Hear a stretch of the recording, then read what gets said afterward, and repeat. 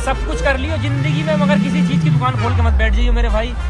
तुम्हारी जिंदगी फना हो जाएगी, जिंदगी कहीं जाने नहीं मिलेगा, कहीं भी ना ससुराल जाने मिलेगा, ना ट्रिप पे जाने मिलेगा, ना बीवी के साथ कहीं तुम कुछ लेने जा सकते खरीदारी करने, ना कहीं तुम अपनी रिश्तेदारी में आने जाने के रहोगे, ना शादी ब्याह में जाने के रहोगे।